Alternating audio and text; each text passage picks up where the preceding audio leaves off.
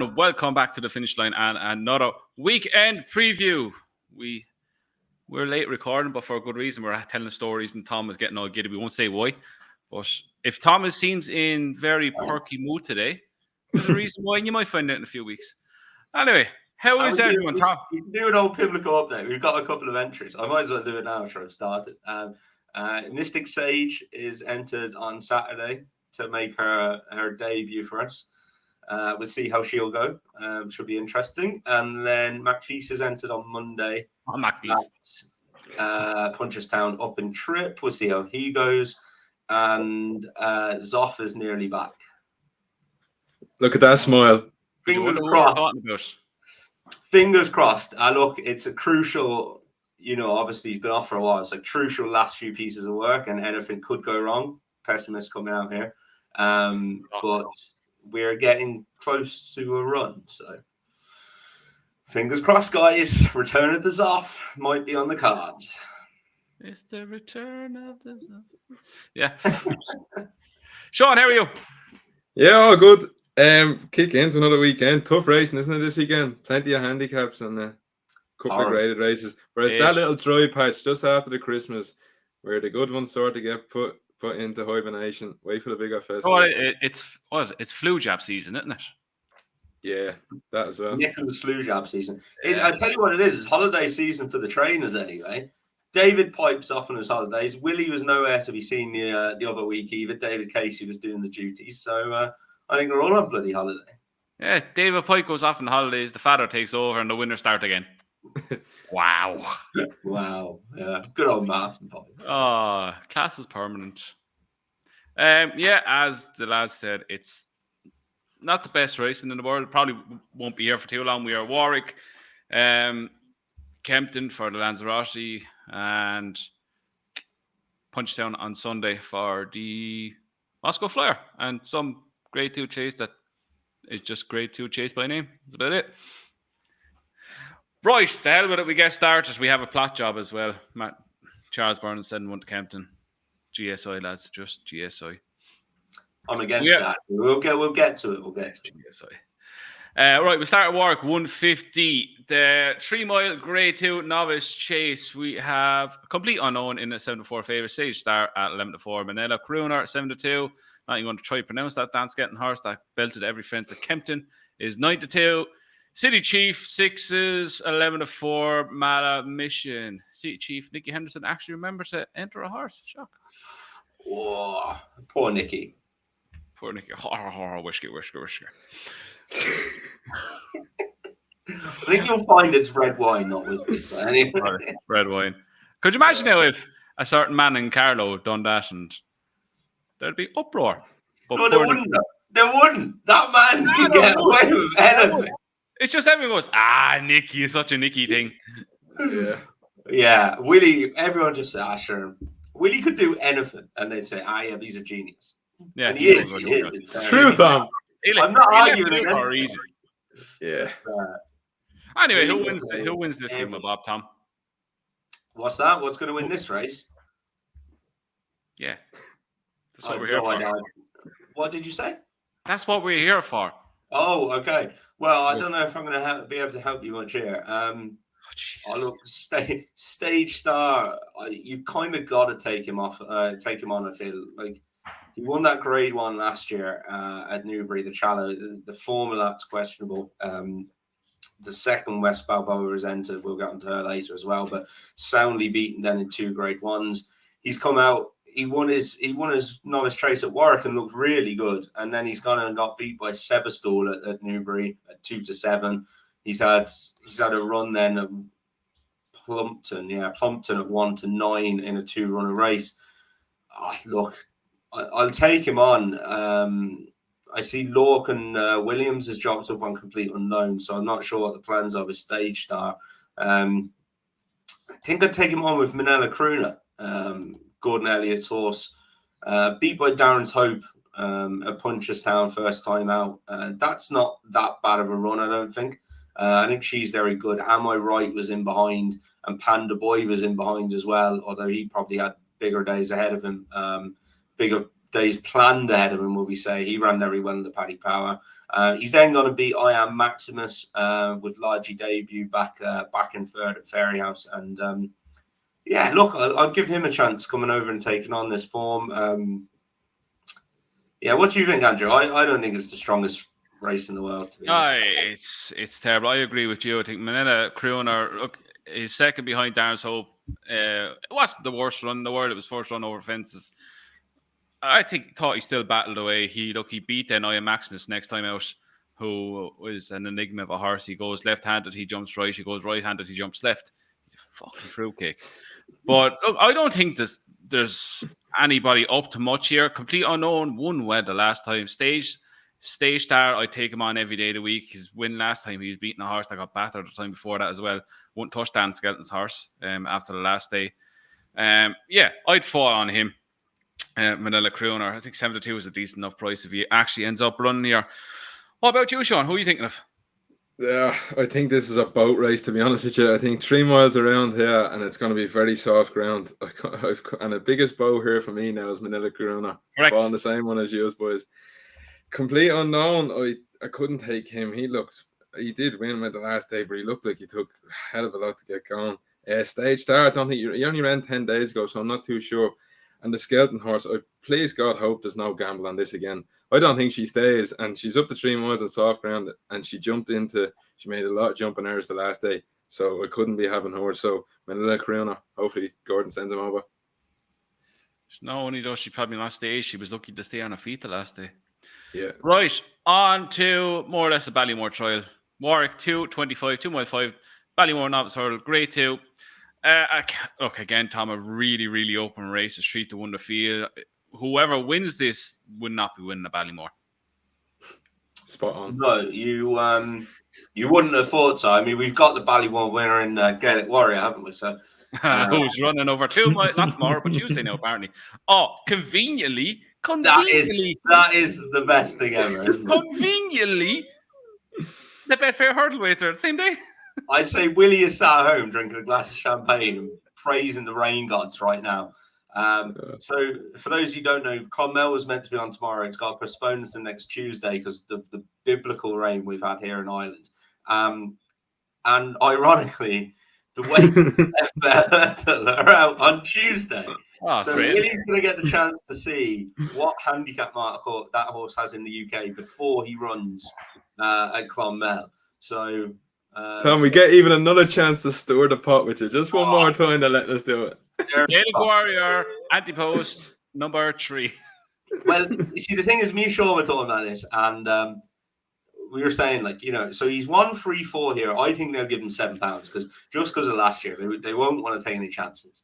So that makes 1-4-1. I think he could be competitive in what doesn't look the best Betfair hurdle of all time.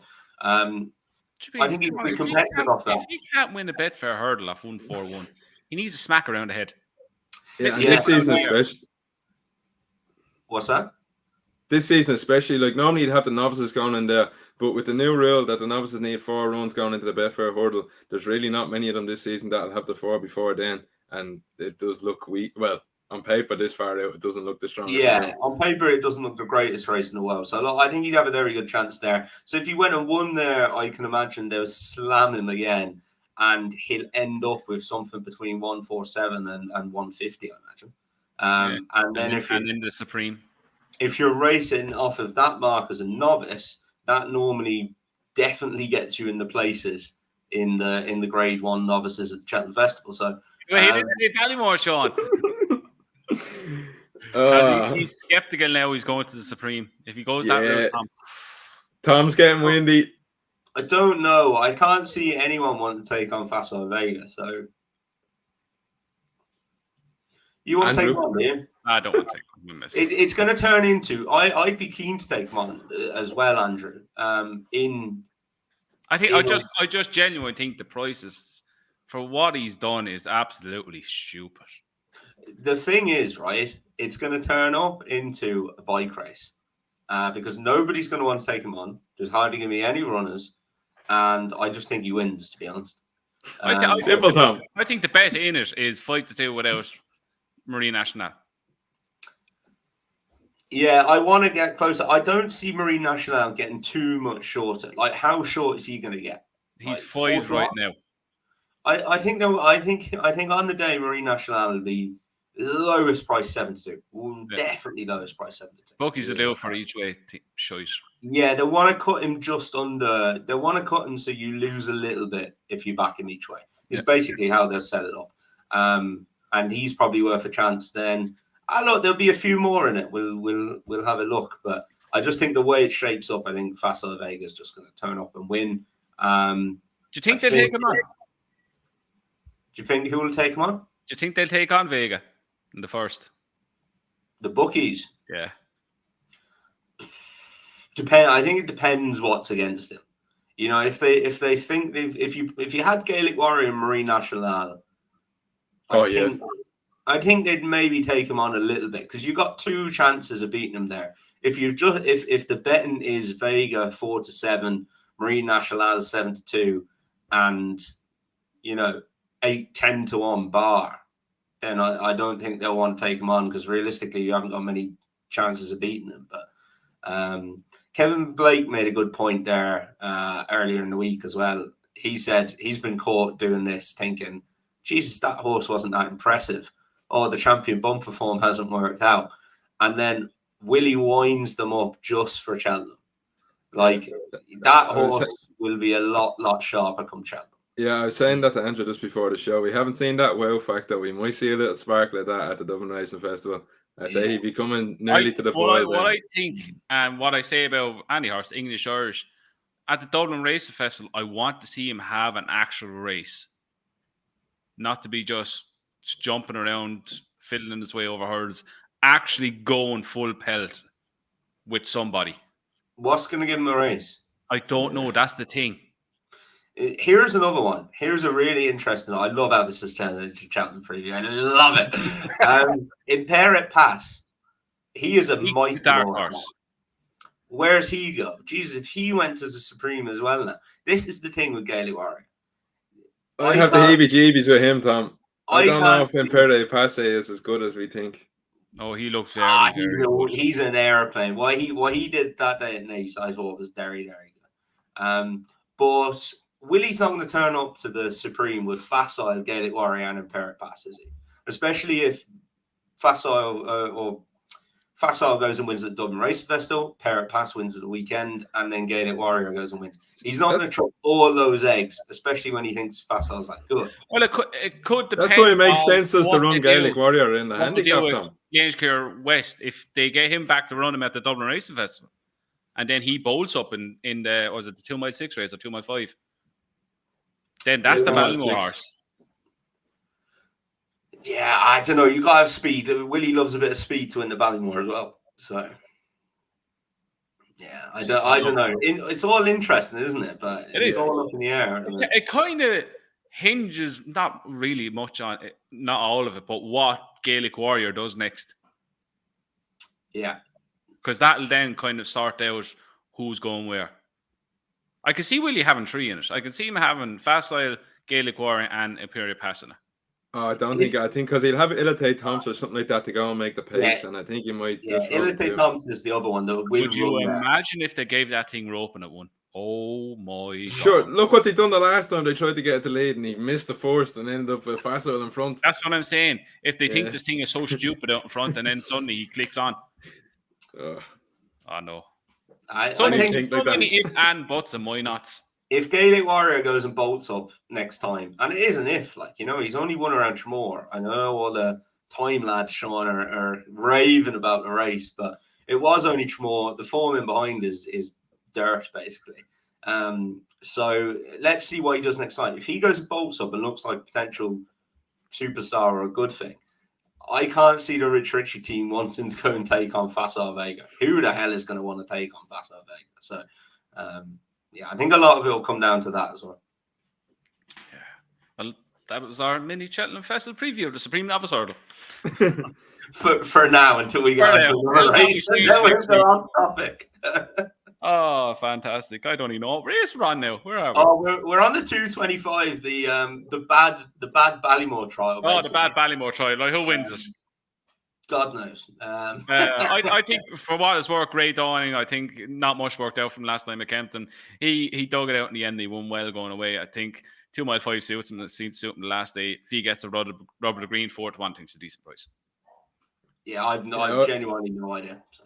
I'd agree with you there, Andrew. He'd be one of the better ones now the weekend. I think he started off at Aintree the first run of the season. I think he took the run, but then he came out the next day and he won his maiden well. We're second and third to come out one since.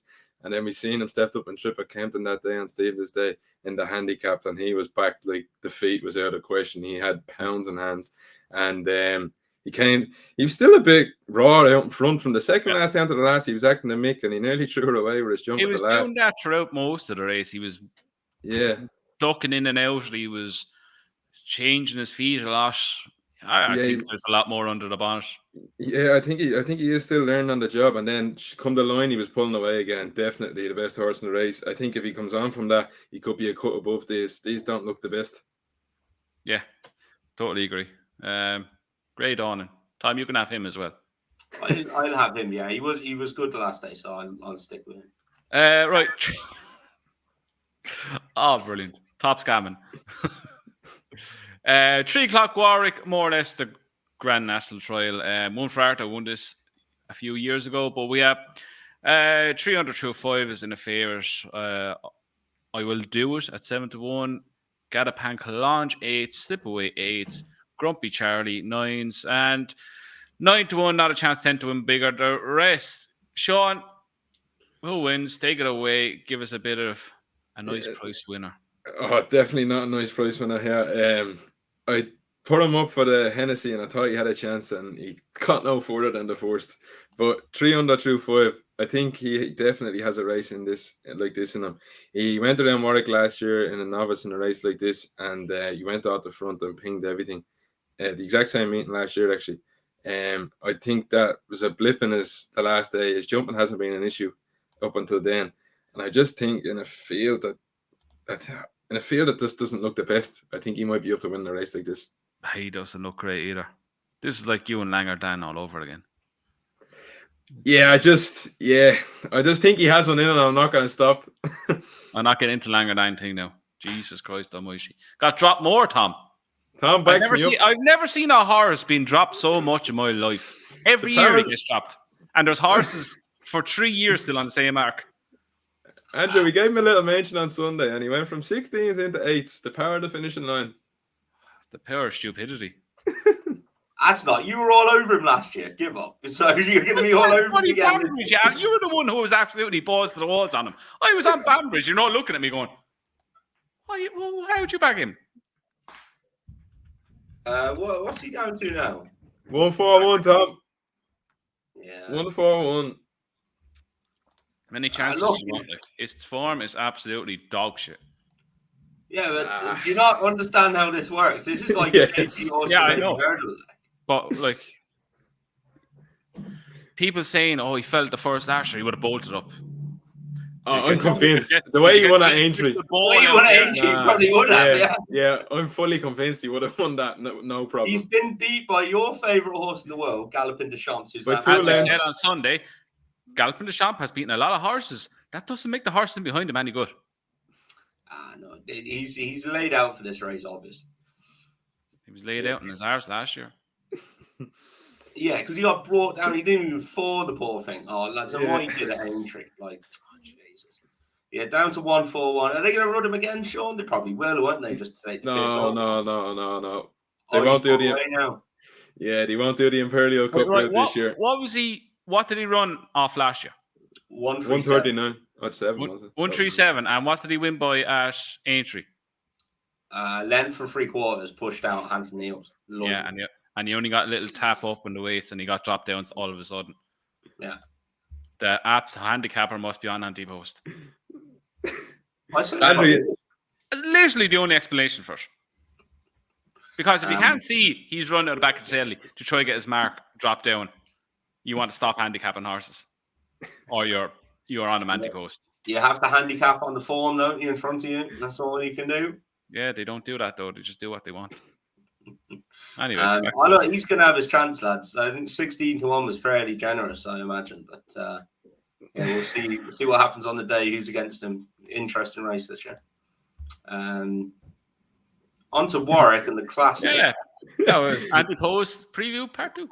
Yeah, I didn't think the next race we were going to cover was the mountain bike, but anyway, you never know what's coming next on this show. I'm going to take a chance on a relatively unexposed one here, and that is Slipway. Ben Paulin is in fantastic form since he moves to the golf course, and his horses are absolutely flying, aren't they? This lad won really well at Fontwell. He definitely stays a trip very well. Yes, he's going up in the handicap, but he's definitely improving. In an open race, I'd give him a chance. I see where Sean's coming through 3 under through 5. There is definitely a big race in him at some stage. He was really good last year, wasn't he? Until they got to Cheltenham, maybe should have gone for the 4 miler. Heskin can't ride in that race, Tom. That's the thing, and we've got our mate Max, haven't we, in our group chat? You got to remember, Heskin can't ride in the amateur races, Dave. So I think that leads horses to run different places. What was that? Who said he can We've ride been that? taking the piss out of it. So Dave, what horse was it, Sean? 3-card brag in the pipe. 3-card brag in the pipe, right? So Dave's like, he's going for the mountain pipe. And we're like, no, he's not. Heskin can't ride in the mountain pipe. So he's going to go for the Albert Bartlett. And Dave, like, just deadpan, is just like, no, he's going for the mountain pipe. So Dave is now in my phone as Max McNeil. 100% Martin Pipe. Adrian Heskin's handing in his license, become an amateur again. Very funny. Yeah, but Yes. I'd give 3 under through 5's got a chance, hasn't he, Sean? But I don't know, wide open race. Not revved about that race. Yeah, I've 2 I'll take a little chance on. First one being Lord the Mesnil. I put him up, 3 times already this season. He has to run every time I put him up. His form behind Lamilos is working out really well at this stage. He went on to win the Hennessy. He was 4 3/4 lengths behind us.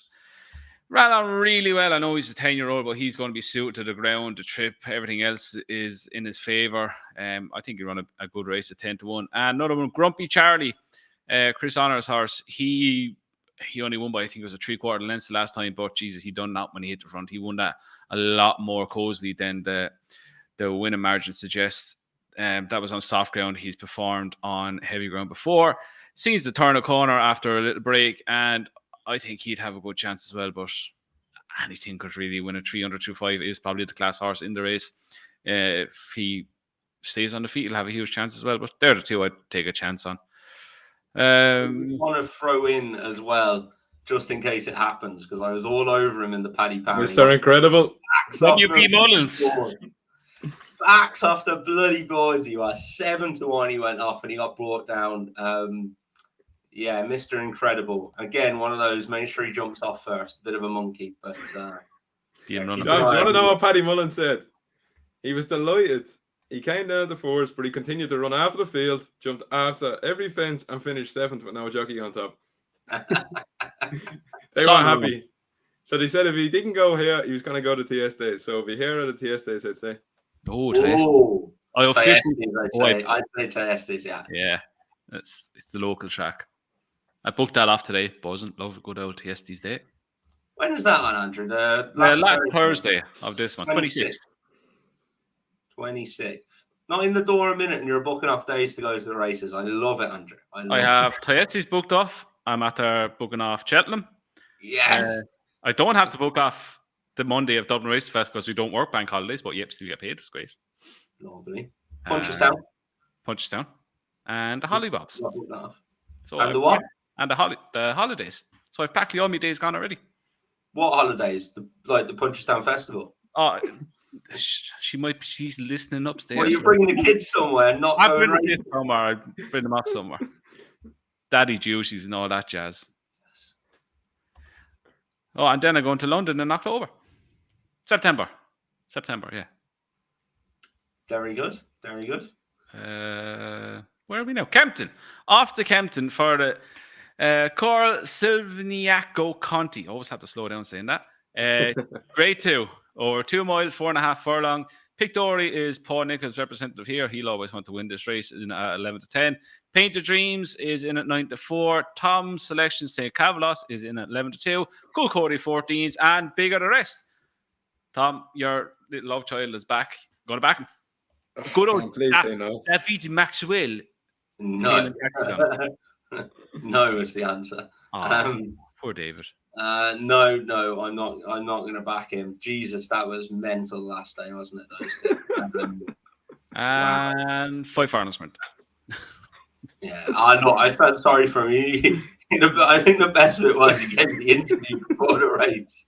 And he said what he was going to do, which was, I shall call Cody a lead. That's him. Right? Yeah. And he said, even as well, he said, I have a track record of getting this wrong now as well. Getting these beaten. St. Galvanis came out and was like, fuck this. Oh, fantastic. Oh, poor David Maxwell. I can laugh because it's happened to me many a times on horse. You're just gone. Where's the break? Shit. Yeah, no breaks, I tell you that much. Look, this is one of those probably pick Dory's to lose, isn't he? He's in good form this year. Yeah, he was good at Huntingdon. Nichols is absolutely flying, isn't he? He's absolutely flying in fairness. Yeah, 36% he's going at the moment, Tom. Though. Yeah, it's nearly back to the days of Paul Nichols Saturdays, where he just cleaned up all the big races. Yeah. Oh, look, fair play to the chap. Like that takes some doing to be operating. And he's doing it consistently this year at that rate. Like, fair play. And I think this is a good spot for Pick Dory, isn't it? Probably is what Pick Dory is, a grade 2 chaser. And that's no disrespect to the horse. But I'd say that's his level. And this is a lovely race for him. And I think he's just going to win. Sean? Yeah, don't complicate it. I think, as Tom said, I think the wind-up might be key to him. He had a wind-up at the start of the season, and we just seen the form. He's been way more consistent with his win at Newton Abbott and Hunting. And as Tom said, he went out the front the last day, and he was really good. I think Paint the Dream, I think at his best is the handicap level. He might, obviously, he'd probably place in this race with it not being too strong, but I think he has his level, and I'd be pretty disappointed that Pictori can't put him away. I think Pictori will set it up for Paint the Dream. I think that the whole up tactics they used with Paint the Dream last day worked really, really well. Beat the Widowmaker by 14 lengths. I think if Pictori doesn't get his fractions right, this lad will be coming there, not on the snaff bush, tracking him coming in straight, and I think he might possibly pick it up. I know Pictori's form has really picked up this year, beating Miller's Bank by 2 lengths, which is easy enough 2 lengths the last time, and he beat Kisses for KG before that. I just think that if Paint the Dream can follow up that run, look, we know he's a decent horse. He's 13 lengths behind Brave Man's Game the last time as well. Look, them 2 runs are I think, are good enough to be really competitive in this. 9 to 4, yeah, I'd take a chance of him in this. And now we are off to the one we might actually care about. The Lanzarote Hurdle, Tom. Mr. C. Burns is sending over Green Glory with Mr. P. Burns taking 5 off his back. Yeah. Don't tell me you're not getting GSIs in this, lad. No, I'm taking him on. I think this is another Nichols laid out video. A laid out video. I'm reading a message here. That's on about a video, a laid out video. I'm laid out in the bed for you, Tom, when you're done. Jesus Christ! I wish it was like it's about horses. I think this is a race that Outlaw Peter's been laid out for by Paul Nichols. That's probably a better way of putting that sentence. Me and Dave highlighted him when he ran in the Grade 2 at Chepstow at the start of the season that he was off 118 there, and he was going to completely ruin his handicap mark if he won. He finished second and in turn ruined his handicap mark. He went straight up to 130. He then won a novice hurdle at Exeter by 19 lengths. They've left him on a mark of 130, which I think is generous. I think there's a couple of pounds in there to work with. And I'm going to take him on. I'm going to take him against Green Glory. Green Glory's interesting. He won at Leopardstown very, very well, didn't he? And it was clearly one for the day, definitely. But he's gone up, what, £16 when you take into the account the Irish to English mark. Tax. The tax, yeah. I don't know. Look, his form's not that bad, but it's a big step up. He could just go and bolt up, couldn't he? It's just Charles Burns plot job slapped all over it. Yeah. It's a good spot to find a 100 grand handicap like this that you can run in, where you win your last race off 111 and you come into this and you got 10 stone 8 and you're 5 to 1 fav. Yeah, like you can even see what the handicapper even thought. Look, when he ran behind, he was 6 behind Sandor Clegane, and Philip Burns found every horse's arse he could in that race to just not make him win.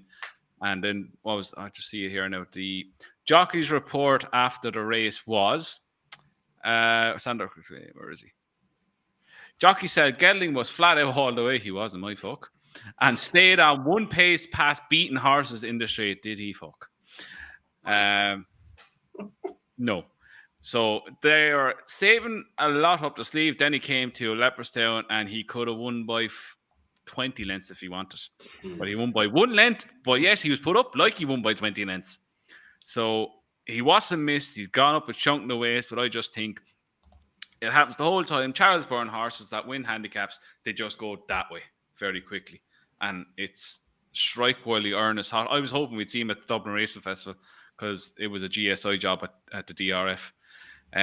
But it's not going to be so much a GSI now on Saturday, but I'll be getting stuck into him. This is where you come in, on. Yeah. I think we waved the flag early on in the season from Galway. Me and Dave said it. We thought he was screaming handicap. And as you said, you covered most of it. He went to Leopardstown and he was smashed off the boards. He was backed all the way in down to short prices, and he couldn't have won this any more cured if he tried. He had handfuls going over the last one and stopped this fella from going away. As you said, I think Philip, he's not jocked up yet, but we think Philip Bourne's going to come over and take the 5 pounds off. Is he jocked up? Yeah. That brings him down to 10 stone 3, and that's a flyweight. I think he has a great chance in here.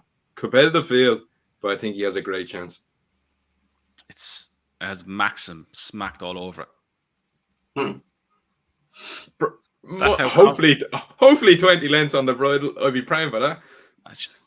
That was fantastic that day. Anyway, we'll not skip. Where are we going now? We are off to Fairyhouse on Saturday, and 12 minutes past 2. I'm trying to stall until I get it. Ready? 12 minutes past 2. The Dan and Joan Moore Memorial Handicap Chase. Decent little race, Sean. We've Caddy Boy in 2-1. Mount Leinster at 9-2. Big debates going for the hat trick at 6-1. Espanda Who at 6s. Fan the Blue 7s. And good old Andy D 8s. Dunvegan, who I could be corrected if I'm wrong. I think he's unbeaten around Fairyhouse. Well, he's a very good record, at least around Fairyhouse. Sean, you've just stole me limelight. Dunvegan is going to be my pick here. I had that one as well. He's unbeaten. He's like 3 out of 3, is he? Or 4 out of 4? Yeah, he just stole me line. He did, Tom. Just back to the favourite here. I could go off short now. He made a bad blunder the last day, but I wouldn't be taking that short of a price about him. But Dunvegan won this race last year. He is up 12 pounds now. He's a bit more weight to carry, and then he went on to finish second behind Chequham Bourgeois at the Dublin Race Festival after winning this, so not too bad. He came back in the Tingle Creek this season, had a nice little pipe opener, no disgrace at all, finishing down the field. And I just thought at 8-1, he could be a little bit overlooked here and worth a chance each way. Yeah, Tom, what about you? Yeah, I thought the same. He's had 4 runs at Fairyhouse. He's won a bumper, a maiden hurdle, and 2 chases. Including this race last year, as Sean said, 12 pounds higher now. But he won well last season. Clearly likes the course. Has got grade 1 form then as well, hasn't he? I know he's been well beaten by Shacken, and he was beaten 19 lengths by Edward Stone. I just think in this company, I think the rest are handicappers. I think they're definitely handicappers. Yeah.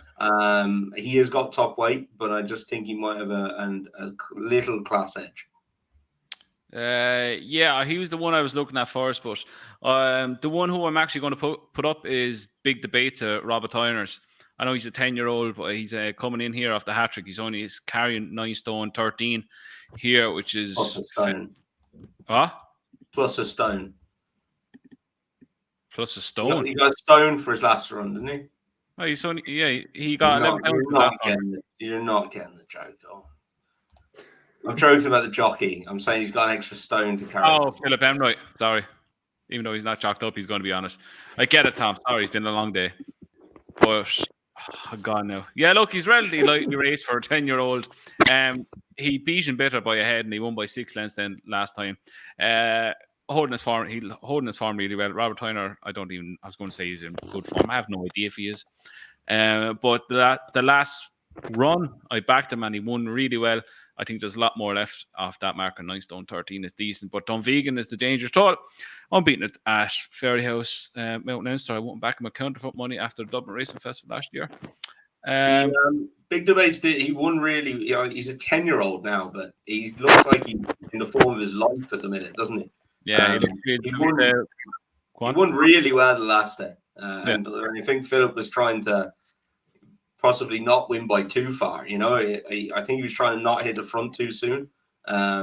So yeah, look, he looks like he's in absolutely form of his life. Yeah, I think the price is fair enough as well, 6 to 1. But yeah, I see him going fairly close. I can see Dunvegan being in around as well. Yeah, that'll do. Right, moving on to Sunday, and we are off to Punchestown. 110, the Moscow Flyer. Novice hurdle. This is where we're seeing Imperi Pass. Going to see, can he back up his win at Nason the last time. This is going to be a very interesting going towards the Punchestown. Jesus Christ. Cheltenham Festival. Yeah, it will be. I'm a massive fan of this lad after what he did at Nace that day. They were finishing really, really tired at Nace on that occasion, and he was the only horse who absolutely bolted up. He's absolutely huge. He's only just turned 5. I'm a massive fan of his sire, Diamond Boy, as well. He stands in Waterford just around the corner from Henry's, actually. And he's done well with small enough crops so far, and I think he's got very big crops when they come to Ireland, when the Irish crops start hitting their age. But this lad was mightily impressive for me. I think he'll absolutely bolt up here, and I think he's definitely supreme bound then, which opens up the Ballymore Forget It Warrior. He hopes. Look, Sean, it should be really more a straightforward form. She could be anything. She was a decent winner over Christmas time, but it's going to take a hell of a performance to get anywhere near Imperi Pass, let alone beat. Yeah, definitely. It's probably a penalty kick in here. I hope we get Imagine to run, because then we'll get a bit of feel for the form if he does go and destroy him. I'm not as strong as Tom now. I don't know if he is all of that. You proved to me on Sunday now whether he will or not. But what did the clock tell you? What did your famous clock tell you? Well, the clock, he ran on the same day as In the Pocket, and now he was a furlong shorter, but from the lap around he was 5 seconds slower, so about 20 lengths. And from they didn't jump. Was it the last? I think from the fourth last, to the line, he was 1 second slower, so 4 lengths. So I'm not quite sold on him. It was the visuals, but he definitely didn't do it on the clock. Tom, thoughts on clocks? I think they're useful when they're used correctly. I'm not saying you're not using yours correctly now. Yeah, you are. Thanks, Tom. That was a backhanded compliment if I ever heard one. I know. I think they're useful when they're. I think they can be subjective, like anything, can't they? But yeah, listen, I'm not taking away. He looked great. He was carrying 4 pounds more that day, as well. So take that into consideration. But I don't think it was everything that it looked, and he'd have to prove to me on Sunday now. If he goes and blows them away, we're imagining there, then he'd be taken out in my book. my angle was I happened to be watching the racing that day, and they were finishing like they were walking, and he absolutely sprinted clear of them, and he's just a big, massive, imposing horse. Really, really impressed by him. Here's an interesting one for you, right, guys? So Willie Mullins has won in the last 10 years. He has won 1, 2, 3, 4, 5, 6 of these Moscow Flyers, right? Mm-hmm. He had one horse, Moziltov, got injured and didn't run for like a year afterwards. All of the other 5 winners all went to Supreme. Yeah. Can you name them? Is that what you're going to ask, Tom? I can name them, yeah, because I've got them right in front of me here. I thought you were going to ask us to name them. I was thinking, while he was saying it, I was thinking the names. I don't think I got any, but anyway. There's some very, very good winners of this, lads. Votor, Duvan, and Min won it in consecutive years. Get a Bird won it. Yeah, of course. And then Dysert Dynamo won it last year. And it's amazing. The Willie Mullins horses are good. And then, I mean, the others are okay horses, but Any Second Now has won it. Felix Deschi, Andy Dufresne, and The Real Deal. The Willie Mullins one's kind of superstars, and the other ones are maybe grade 2 horses, when we say. Yeah. But you know what the good thing is about Imperial Pastime? What's the only thing that matters that he passes? The eye test, Andrew, the eye test. It's all about the eye test. It's all about the eye test. Don't mind them TikTok clocks. Listen, Tom, you were right. Like, from the last of the line, he was almost 3 seconds quicker than in the pocket. You're talking scamming. Clocks are scam artists. No, he did. No, he hit the line hard. Like, you're talking nearly 12 lengths there from the last. That's actually really interesting, because I don't know what the clock says about it in the pockets race, but I felt that they sprinted in that race. I felt they went a slow enough gallop and sprinted, and in the pocket won that just because he was quicker than Free Card Brad. They were walking nearly in that last. Yeah, as in they didn't go fast through it and then they sprinted, or what?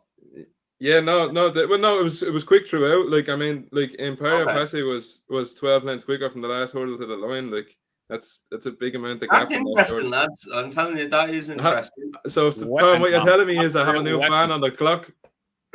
Oh yeah, that's interesting to me. Is like, you know, what they went throughout the race, but then if he was quicker after, yeah. So what was his maiden? Was his maiden over 2 miles? It was a furlong further. 2 mile 3, and then the other race was what, 2-4? Yeah. Sure, can't compare that. Andrew. No, but it goes from the hurdle around. It's not the total race distance. It's a last hurdle. This is what I don't get. Is the final lap like? Just negate anything that's happened in the first lap. Like, how does that happen? They could have went flat out in the first lap. Yeah, that's what's interesting. That's the stuff you do behind the scenes. That's the stuff see. It makes it sound better off from the final circle, from the final flight, or the whole way back around. It's like, what about the last 6 hurdles? What happened then? Don't mind that. You must love this lad, though, because he must have passed the eye test for you. Oh, he passed the second I seen him jump the last going, wee. I was like, ooh, eye test, passed. Good horse. Same with Garlic Bread at Tramore. Like, I like you now. Thank you. I'm glad you admit he's a good horse now. Right, good horse. I just hated him last year. The whole thing I had against him last year was his first run in Ireland or England, and it was going to be at the Cheltenham Festival. That was the only thing I had against him. And then after that, I think was said a lot that if he was any good, he'd have won off 129. So he's not. Yeah, if he was. If he was as good as they thought he'd be, he should have won off that mark first time up. But he didn't. And he did everything but win, didn't he? He did everything. But this year, he looks grown up. He looks like a better horse. He looks like he's at the filling out a bit. So, look, you can change your mind. No problem about it. He's got to go, and I know we have a right laugh on this show about garlic bread, and it is good fun. But and this is not me just being negative now, but he has got to go and do it again. Like, that was just Tramore. It was right-handed. He has got to go and do it again. I know, but Jesus Christ, ever is a pessimist to ever come on this show, it's you. I'm just trying to be realistic about it. Like, you know, he looked a hell of a lot more grown up. I think he is. I do want to see him go and do it again before I start properly back. Where's he running Tuesday? Clonmel. Now, Clonmel is right-handed. The only thing at Clonmel is when it's right-handed. Right-handed it is, yeah. Right-handed, yeah. But when it's soft at Clonmel, they literally go around the outside of the course. So he'll have nothing on his inside. They're practically on the road when they race out wide on the road, yeah. So you'll see if he jumps to his right there or not. Well, you two haven't seen this show. I can't make references to Up in the Ante because Johnny Deneen doesn't like Clonmel, Andrew. Why? I don't know why. I've seen this. The grass is long. Because what? The grass is long. You're taking the piss. That was on Twitter today. I seen it. He doesn't like Clonmel because the grass is long. I watched Up in the Ante today. If you wanted to make soundbite, Johnny comes out with about a year in about 20 seconds. He's absolutely hilarious. Grass is long. I don't like Clonmel. Ted, because when it's soft there, there is hope for us all. When it's soft there, and then the grass is long, he thinks it's even harder to stay because the grass is long. I think it's the optics of it is why he's getting at. Does he have an agricultural degree now or something? That he probably does. The only thing I saw on Twitter today about Up in the Ante was that he got 2 to 5 shots beat, that he backed him or something, and he didn't go in on a 13 to 8 shot and he bolted up or something, was it? No, he didn't go in on 4 to 9 shot. 4 to 9 shot. 13 to 8. I look. The show is entertainment value now, is how I describe it. I have to watch it in my lunch break now. I normally have an old podcast on there while I'm working away. I just can't because I just can't get work done. I have to sit down and watch it in my lunch break. Tom just getting angry after every comment. I just laugh now. I take it for what it is, face value. Like it's entertaining. Right, we've one more race. It's not the same about Gavin though. I've got to get that bit. I'm sorry, but it's not. Yeah, sure.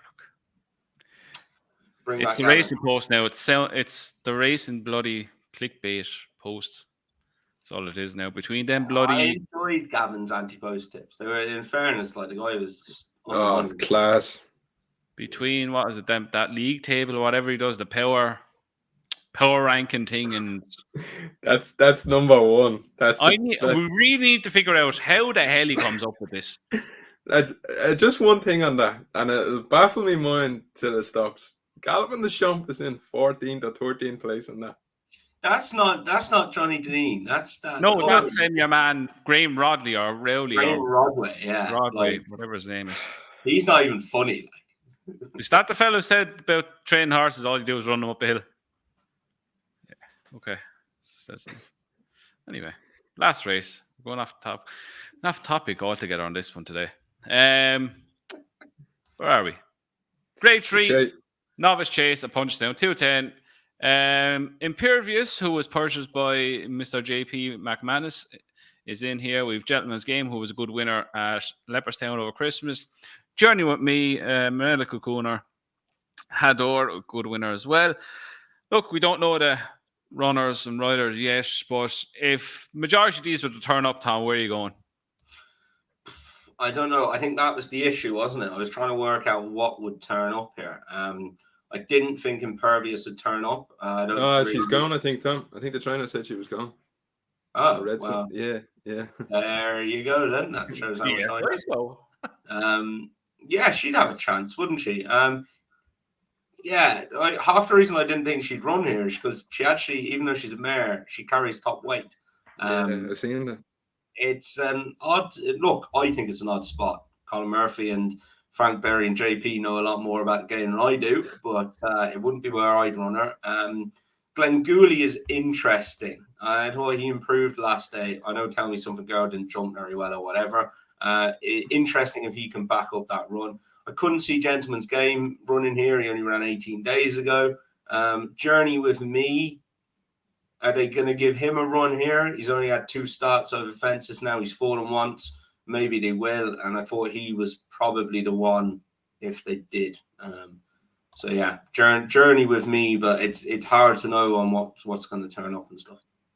What about you, Sean? Yeah, I thought it was a tough race myself now to find through.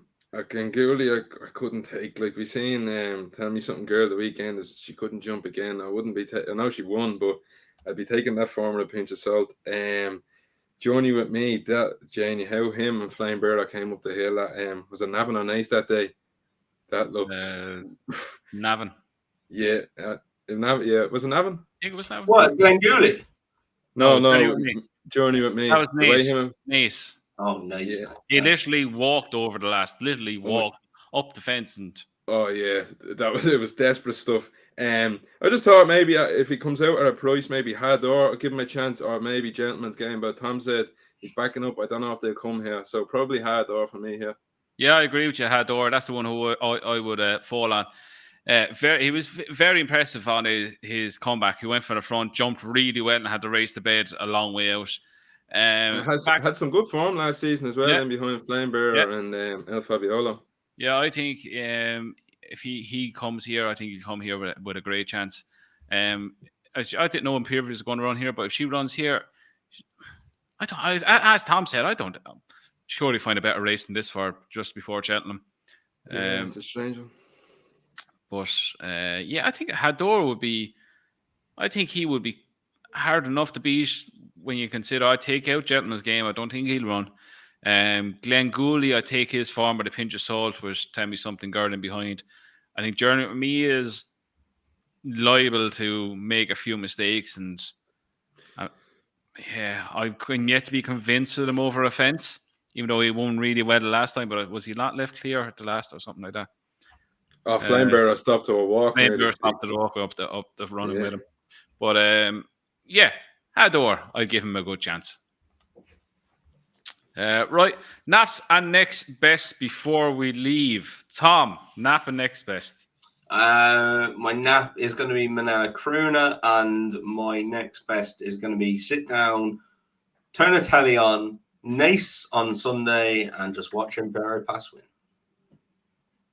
I was expecting something in a handicap or something there, Tom. I thought this was going to sit down, open a bottle of wine, and I don't have any next best. Jesus, that's a great idea, actually. I think I'm racing on Saturday. And then, sit down with a bottle of wine there on Sunday afternoon. Nice. Sean? Nap for me, maybe Grey Dawning, and next best Green Glory. And I'll just give a shout out on Fairyhouse on Saturday. The first race, we have Blood Destiny running in a rated hurdle. I'd be interested to see, now that might line him up for a shot at a Boodles if they're dodging the DRF. He might get another run into him. And the bumper, it's for me, for Willie Mullins, running the Isaac Linnea and Suede colours. He was bought for a couple of quid and won his point to point nicely. I wonder if this Willie's last throw of the dice of maybe finding his champion bumper horse. I think they haven't been great, have they? I think I would 100% would find that I can't think of his name, the Richie colours, the fella that ran half the course the wrong way.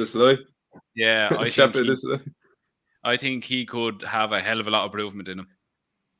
Yeah, I think so myself. But it's just that was wicked that day. Stuff he was doing this year. But Queen's Gamble is the only one that has actually decent enough form. She's been beating things really well, and she's been doing it at Cheltenham. Yeah, it does this fella on Saturday. If you just have a look at his point to point, it's very interesting. He was bought for a couple of quid, so I'd say he could be half decent. Right, why not? Go on. 40 grand. God, they got some bargain there, didn't they, with the store sales? How much they pay for him? 40. I think he sold for like 300 or 400. Tom. High Flyer bought him. Who buy the Isaac Suede horses. So I think they gave the Stuart Crawford to run the point to point by looks of things, and and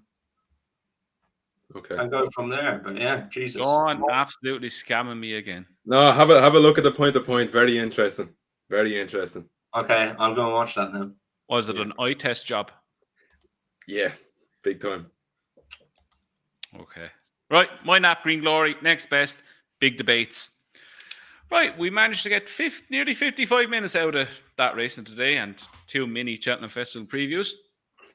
But again, thanks everyone for watching. Like and subscribe if you haven't already. Comment below with your best bet of the weekend and even comment what you think about the Supreme and The Martin Pipe. The Martin Pipe, Lanzarote. Touched on the champion bumper there at the champion end. Bumper. We touched on the champion bumper. We mentioned the Gold Cup winner. What else did we do? The champion bumper, lads, is 8-1 the field at the minute. Gee, that's wild. So should be. We were meant to do an anti-post video this week, but I was just looking. Myself and Sean were talking before we came on air. It's just not in their prices anymore. Yeah, we had an explosion, didn't we, before the show? I was only saying it for an example. I put up Hidden Valley Lake 8-1 3 weeks ago.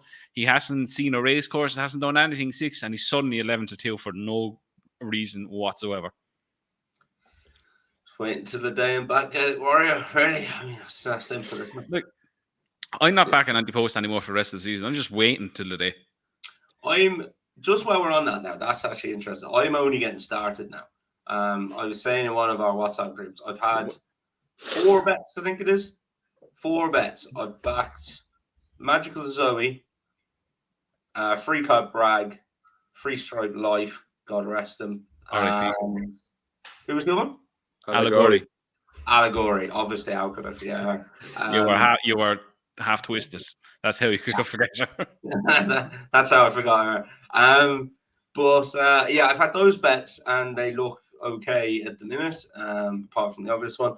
But no, I'm only getting started now. When these non-run and no bet markets come out, I get very interested in those. If there was one I missed the other day, they had Blue Lord at 5-1. I think it was for the Queen Mother of the Ryanair non-run and no bet. For the Ryanair. I'm backing Blue Lord each way wherever he goes. I'm getting well stuck into him. So, and then the non-run and no bet markets, the place only ones, they were really interesting around 2 or 3 weeks before the festival last year, because you were trying to pick out what was going to run when the fields were going to be quite small. So there was a lot of dead wood in there, and you were also getting your non-run and no bet ones. I remember back in Free Stripe Life, was it Janadil? I remember getting well stuck into him to play. So I'm looking forward to some of those. I think this festival is shaping up for those muggy each way ackers on the 2nd and 3rd favs. Like I'm looking forward to some of those bets. Yeah, because I think I was looking at it. There's 3 odds on favourites already. Yeah, it's very hard. Win, lads. We do this. We say this every year. They will not win. Sure. What was it last year? Shishkin was the one that didn't win last year. Yeah. Gallopin fell. Yeah. Can't remember. Yeah, but all the big races, like bar the stairs, like you're talking below 2-1 nearly for the favourites, and I know handicaps you can have a swing in the dark at the moment, but you'd be a brave man to nail your colours to a handicap horse at this stage, this far out. Well, I think the Pertemps is down to maximum. That's what I'm saying. Am I down to 4-1 there? Like if we're putting up, if you put him, what's that? He's 4-1, is he? Maximum for the he's 4-1, 9-2. He's not going to be any shorter than that on the day. Look, we've still got to see what mark he gets in the UK. Like, I think they are going to absolutely batter him in the UK. He'll get at least £7-8 VAT. Yeah, maybe. I was surprised he wasn't ended up this weekend. There's a couple in Warwick collecting their marks this weekend, and I was surprised that he wasn't. I was surprised they didn't stick him in just to see what he has. You got £18 here to 138. He's going to be 1-4. He's going to be 1-4-5 at least. Yeah. Because they just hate those kind of horses, don't they? Yeah. Davey, lads, never forget how good Davey was, lads. He got him beat off 99. I backed him that day as well. I backed him that day. Yeah. Oh, good times. Sick. We finish on Davey. There's a lot of talk about coming out. Quick answer: yes or no? Is he coming out of retirement? No. I'm glad to finish that sentence off. No, good. Because it's ridiculous talk. He's not coming out. No chance. I was listening to him on Off the Ball, and he sort of ruled it out. He did a little interview during the week, and he ruled her out. Like they have Gainford and Sam Ewing there, like that, like well enough firepower going forward. I don't think Gordon Elliott will be struggling at all. No. Yeah, I think Jack might be back before the festival as well. So do I. Yeah, I think Jack will be back before the festival. How And long is the festival? 8 weeks? 8, 9 weeks? 9, yeah, I think it's 9 weeks. 1, 2, 3, 4, 5, 6, 7, 8, 9. 9 weeks to the festival. Adam jockeys only need 6. Yeah, he was seeing a surgeon on Friday, I think. So I think they'll know more then. But Davey coming out retirement, it's one of those that, you know, how much is there to gain? How much is there to lose? Has he got much to gain from doing it? There's not to gain and there's everything to lose. Like, it could be the time where he has a horrible, horrible fall. Or he gives one a bad ride and they're all like, oh, he should have retired. He retired for a reason. You know, all that shit. So, which is all rubbish, obviously. But I'm just saying what the press would say and people on Twitter. But look, give it over to the young lads. Give them their chance. I think it's one of these that, you know, coming into the Dublin Race Festival. I mean, I know Gordon. How much does he target? I don't know that much, but the lads are gonna have some massive chances, especially it seems Jordan Gainford, and it's his chance now to grasp it, isn't it? Yeah. We've seen how the rides have been split between Jack and Davey. I don't think they're going to be split that much going forward, but Jack can't ride everything, and Gordon has multiple runners in races, so I think Jordan Gainford is coming in for a hell of a lot of rides, and fair play to him. I hope he grasps it and takes it when it's there for him. I'm sure he will. Right. On that note, we're going to finish up. We will be back on Sunday with another episode of Talking Points where we will go over everything that has happened at Kempton, Warwick, Punchestown, and Fairyhouse. But until then, have a good week, and we'll see you Sunday again for another episode of Talking Points.